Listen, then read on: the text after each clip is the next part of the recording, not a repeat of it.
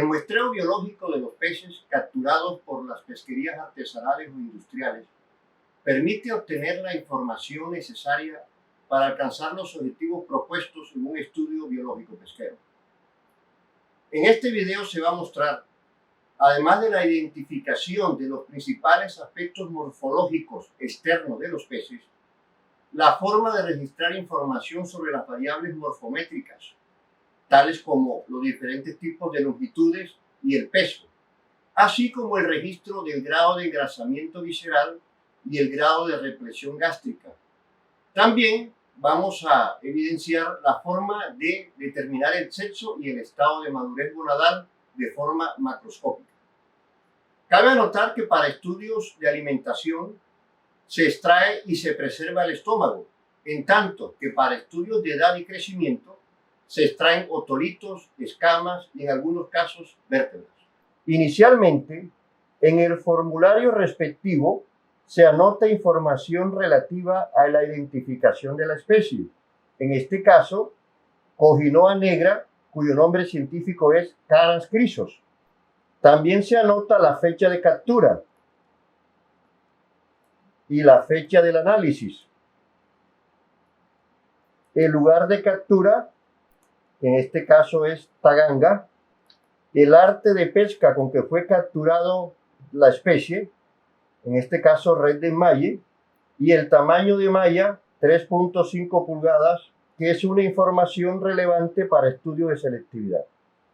En este formulario vamos a registrar los siguientes datos: longitud total, longitud horquilla, longitud estándar, altura del cuerpo, longitud de la cabeza, diámetro del ojo, peso entero, grado de represión gástrica, grado de engrasamiento visceral, sexo, estado de madurez y peso eviscerado.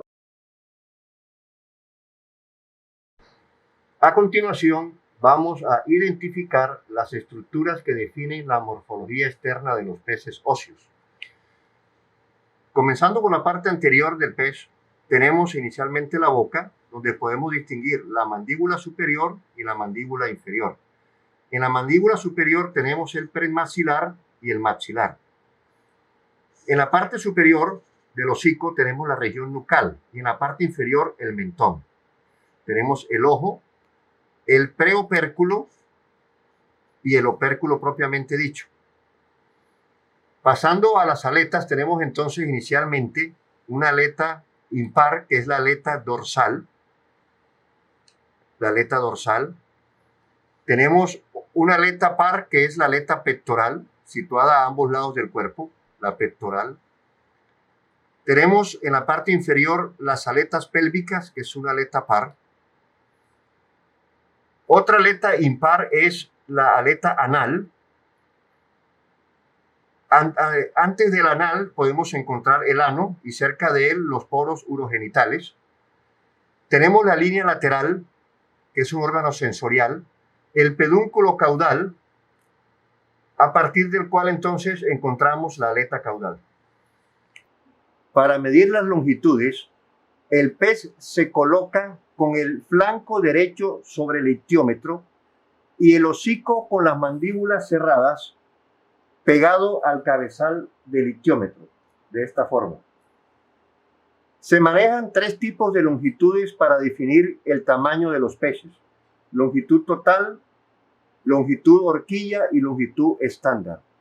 La selección de las longitudes que van a ser medidas en campo depende de las características de la especie. Inicialmente tenemos la longitud total, que se mide desde el extremo anterior del hocico del pez hasta el extremo del lóbulo superior de la aleta caudal, tal como lo recomienda el protocolo de captura de información pesquera, biológica y socioeconómica en Colombia. Entonces, en este caso, la longitud total tendríamos el siguiente valor: 34.5 centímetros para este ejemplar. Este protocolo recomienda priorizar la longitud total para peces marinos, excepto escómbridos y carángidos, para los cuales recomienda registrar la longitud horquilla, la cual se mide desde el extremo del hocico del pez hasta la base de la horquilla de la aleta caudal, es decir, hasta el punto donde se bifurcan los lóbulos de la aleta caudal. En este caso, entonces, la longitud horquilla sería 29.1 centímetros. También recomienda medir la longitud horquilla para los peces de la Amazonía. De otro lado, la longitud estándar es la que se mide desde el extremo anterior del hocico hasta la última vértebra o urostilo o zona en la que empiezan los radios centrales de la aleta caudal. Por ejemplo, en el caso del pargo rayado Lujanus sinagris, la longitud estándar vendría dada por la distancia entre la boca del pez, la punta del hocico y el punto donde se produce la inflexión, es decir, donde termina la espina dorsal en el urostilo. En este caso tendríamos entonces la siguiente medición. Aquí se nota la flexión, el punto donde se produce esa flexión, y tendríamos entonces la siguiente longitud estándar. Tendríamos una longitud de 23.4 centímetros, longitud estándar de este ejemplar. Otras dimensiones de interés para establecer relaciones morfométricas que son insumo para temas taxonómicos o de diferenciación de stocks son las siguientes. Tenemos inicialmente la longitud de la mandíbula superior, desde el extremo del hocico hasta la parte distal de la mandíbula superior. También podemos medir el diámetro del ojo. El diámetro del ojo. La longitud postorbitaria se toma desde la parte final del ojo hasta el extremo del opérculo. Otra medida sería la longitud del hocico, desde la boca hasta donde se inicia el ojo. Sería esta medida, longitud del hocico. También es de interés medir el espacio interorbitario, o sea, la distancia entre los ojos. En este caso da una medición de 25.07 milímetros. Y la longitud de la cabeza es otra medida que frecuentemente se utiliza para establecer relaciones morfométricas. Desde la boca cerrada hasta el extremo del opérculo, la parte más distal de la solapa opercular. En este caso una medición de 74.01 milímetros. También se puede medir para efectos de relaciones morfométricas la altura del cuerpo. En la parte más alta del cuerpo, generalmente al inicio de la aleta dorsal. Sin presionar el cuerpo, tomamos entonces la medición de la altura del cuerpo, en este sentido. Otra medición sería las relativas a las aletas. Tendríamos entonces la longitud de la aleta pectoral,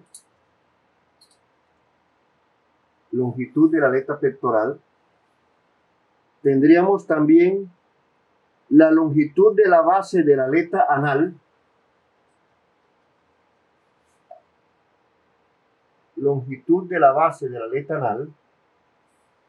tendríamos la longitud de la base de la aleta dorsal, en este caso es bastante prolongada, llegando prácticamente muy cerca de la aleta caudal, en el pedúnculo caudal. Entonces tendríamos esta distancia. Tendríamos aquí la longitud de la base de la aleta dorsal. Finalmente tenemos la longitud del pedúnculo caudal, tomada desde el extremo de la aleta anal hasta el inicio de la aleta caudal. De esta forma. A continuación se determina el peso total del ejemplar en gramos. Antes de colocar el pez en la balanza es recomendable quitar el exceso de agua para evitar sesgos en la medición. Cuando el pez es colocado en la balanza, se debe esperar el tiempo suficiente para que ésta se estabilice y luego se procede a anotar el peso del ejemplar. En este caso, 0.412 kilos, es decir, 412 gramos.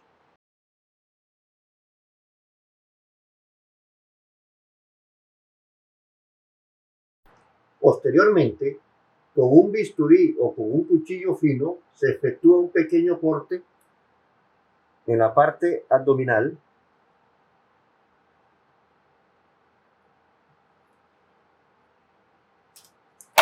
y con la ayuda de una tijera se extiende el corte desde la zona gular hasta el ano para dejar expuestas las vísceras.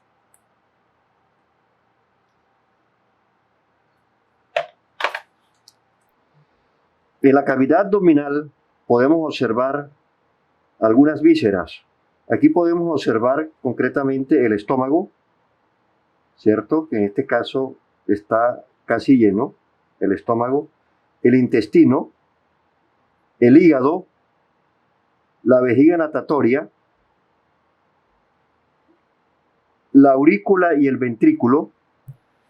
En este ejemplar de pargo rayado podemos observar claramente las gónadas, el hígado, el estómago, el intestino y la vejiga natatoria. En este ejemplar de picúa, Spheraena guachancho, es el nombre científico de esta especie, podemos distinguir claramente los testículos de color blanquecino y forma aplanada, el estómago, que es alargado en este caso, los ciegos pilóricos, el hígado, los arcos branquiales con sus respectivas branquiespinas y la vejiga natatoria. La vejiga natatoria que está acá en el fondo de la cavidad abdominal.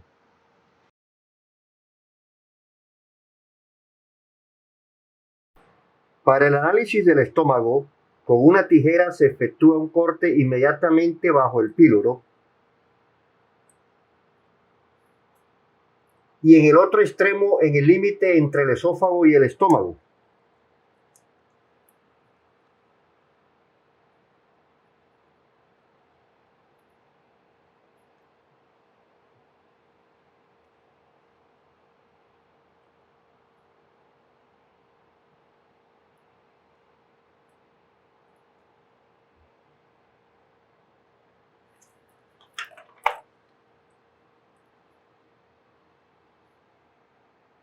De esta forma, cuando el estómago no está muy diferenciado del resto del tubo digestivo, es recomendable asegurar los extremos con un hilo delgado y resistente para evitar la pérdida del contenido estomacal. Lógicamente, si se va a estudiar los hábitos alimentarios de la especie, interesa conservar solo los estómagos que presentan contenido. Para ello, se coloca el estómago de cada ejemplar en un frasco o bolsa de polietileno que contenga formol al 5 o 10%. Cada frasco o bolsa debe tener una ficha de identificación. Antes de colocar el estómago del ejemplar en el preservante, se determina el grado de represión gástrica según la siguiente escala. El grado 1 sería para vacíos, grado 2 casi vacío, grado 3 casi lleno y grado 4 lleno. En este caso, observemos las diferentes formas que puede presentar el estómago según la especie. Aquí tenemos una forma alargada en el caso de las picúas y una forma en V en el caso del estómago de la cojinoa. En el caso de las picúas tenemos un estómago vacío, que sería grado 1, realmente. Esta segunda picúa tenemos un estómago lleno, sería grado 4. Y en el caso de la cojinoa tenemos un estómago casi lleno, que sería grado 3.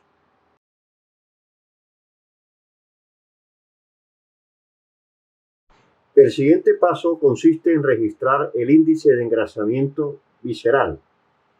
Se anota el grado de engrasamiento del pez según la siguiente escala empírica. El grado 1 corresponde a peces magros, grado 2 a peces poco grasos, el grado 3 a peces grasos y el grado 4 a peces muy grasos. En este caso tenemos dos ejemplares de picúa y observamos que el intestino de este ejemplar no presenta engrasamiento visceral. Por lo tanto, podría ser clasificado como grado 1, un pez magro. En contraste, este segundo ejemplar se observa un hilo de grasa alrededor del tubo digestivo. Podemos apreciarlo aquí, incluso se puede separar parcialmente. En este caso, entonces, hablaríamos de un grado 2, un pez poco graso. Para determinar el sexo de un pez, se observa atentamente si existen caracteres sexuales secundarios como color o presencia de determinadas estructuras.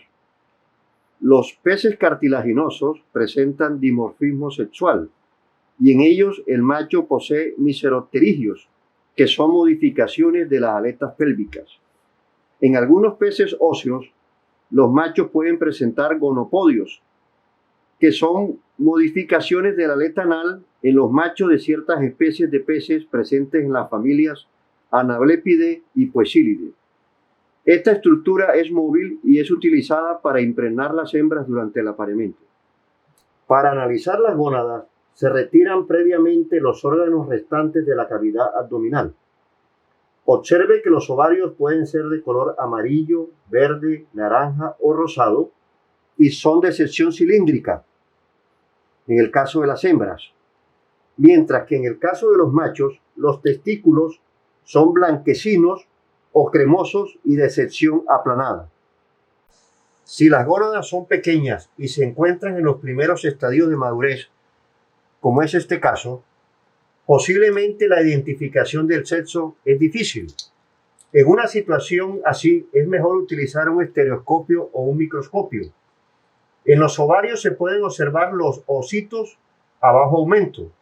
En los testículos no es posible observar los espermatocitos, los cuales se presentan como finas granulaciones. Si aún con el equipo óptico no es posible identificar el sexo del pez, se anota en el formulario la palabra indiferenciado o indeterminado. Se registra el sexo de cada ejemplar en el formulario respectivo, por cuanto esta información va a ser útil más adelante para calcular la proporción sexual y la talla de madurez para cada sexo. El grado de madurez sexual de cada individuo de la muestra debe ser registrado también. Ello posibilitará la estimación de la etapa del ciclo reproductivo en que se encuentra la especie en estudio. Para ello, se usará la escala de madurez de Basoler, la cual se basa en 4 estadios. Sin embargo, conviene aclarar que en algunos estudios realizados en Colombia se ha usado también la escala de Holding-Wright, la cual se basa en 5 estadios. La determinación macroscópica de la madurez sexual en peces, siguiendo la escala de Basoler, contempla entonces los estadios 1, que es inmaduro, 2 en maduración, 3 maduro y 4 desovado. Para los ejemplares de picúa que estamos analizando, observamos en este caso estos testículos alargados de color blanco cremoso que evidencian que este individuo se encuentra en un estadio 2, es decir, en maduración. El siguiente ejemplar, observamos unos testículos mucho más desarrollados. Observen la forma aplanada, blanco cremoso, ocupando prácticamente casi toda la cavidad abdominal. Por lo tanto, podemos decir que este es un macho que se encuentra en el estado 3, es decir, maduro. Testículos blancuzcos y cuando se presionan es posible que salga líquido seminal. El tercer ejemplar se observa que si bien son alargados, presenta una coloración rojiza. Esta es una hembra, ¿cierto? Esta es una hembra. Observamos estos ovarios flácidos con algunos restos de ovocitos. y observamos que están sanguinolentos en la parte cercana al poro genital. Por lo tanto, esto evidencia que este ejemplar ya ha tenido un desove previo, por lo cual sería una hembra en estado 4, es decir, desovado.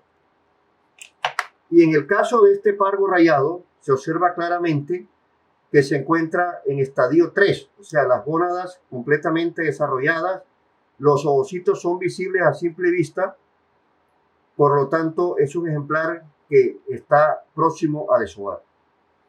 Nótese la fuerte irrigación sanguínea en unos ovarios bien desarrollados y el aspecto segmentado que presentan los testículos de algunos peces. Incluso en algunos bagres los testículos presentan proyecciones digitiformes. Para complementar la anterior descripción de los estados gonadales, observemos ahora las características de los estadios 1, 2 y 3 de la escala de Basoler en hembras de la especie Conodon nobilis, comúnmente denominada cocó, así como los 4 estadios en hembras de la especie Escomberomorus brasiliensis, comúnmente denominada carite. En este último caso, se destaca el aspecto sanguinolento y flácido que presenta parcialmente el ovario en el estadio 4, lo que pone de presente la condición de desovador parcial que caracteriza la mayoría de peces tropicales. El siguiente paso es el pesaje de las gónadas. Utilizando bisturí o tijeras, se procede a extraer las gónadas completas y se colocan en una caja Petri. El pesado de las gónadas debe ser efectuado con una balanza analítica o una balanza con una sensibilidad o precisión de 0.1 gramos.